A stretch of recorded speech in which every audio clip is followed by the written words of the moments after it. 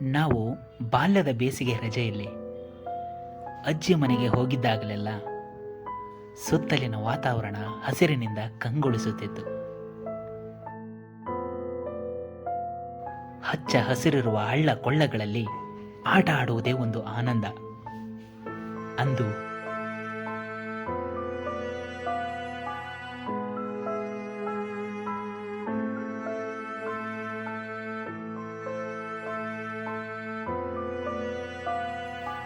ಅಂದು ಹಕ್ಕಿಗಳ ಕಲರವ ಕೇಳಲು ಸೊಗಸಾಗಿತ್ತು. ಇಂದು ಆ ದೃಶ್ಯ ಎಲ್ಲಿಯೂ ಕಾಣುತ್ತಿಲ್ಲ. ಈಗ ಎಲ್ಲಿ ನೋಡಿದ್ರೂ ಮಾಲಿನ್ಯ, ಮುಖ್ಯವಾಗಿ ಪರಿಸರ ಮಾಲಿನ್ಯ. ಭೂಮಿಯು ಬ್ರಹ್ಮಾಂಡದ ಏಕೈಕ ಜೀವ, ಅದರಿಂದ ನಾವು ಜಾಗೃತರಾಗಬೇಕು. ಧರ್ಮ, ಜಾತಿ, ಜಾಗಕ್ಕಾಗಿ ಹೊಡೆದಾಡೋ ಬದಲು ಅದೇ ಶಕ್ತಿನ ಮರಗಿಡಗಳನ್ನು ಬೆಳೆಸೋದ್ರಲ್ಲಿ ಹಾಕಿದ್ರೆ ನಮ್ಮ ಮುಂದಿನ ಪೀಳಿಗೆಗೆ ಮಾಲಿನ್ಯದಿಂದ ಮುಕ್ತಿಯಾದರೂ ಸಿಗಬಹುದು.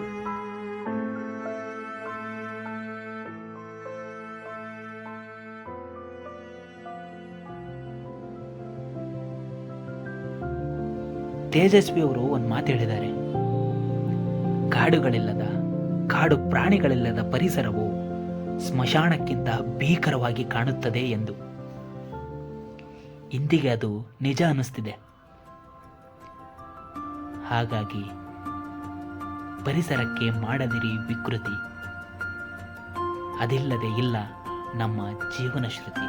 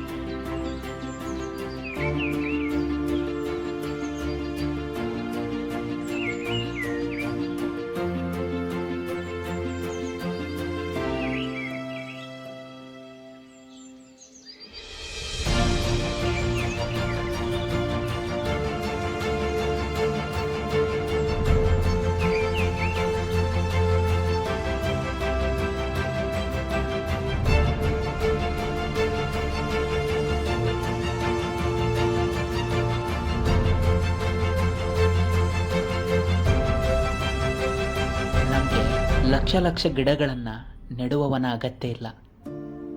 ನೆಟ್ಟ ಒಂದು ಗಿಡವನ್ನು ಮರವಾಗುವವರೆಗೂ ಆರೈಕೆ ಮಾಡುವವನ ಅಗತ್ಯ ನಮಗಿದೆ.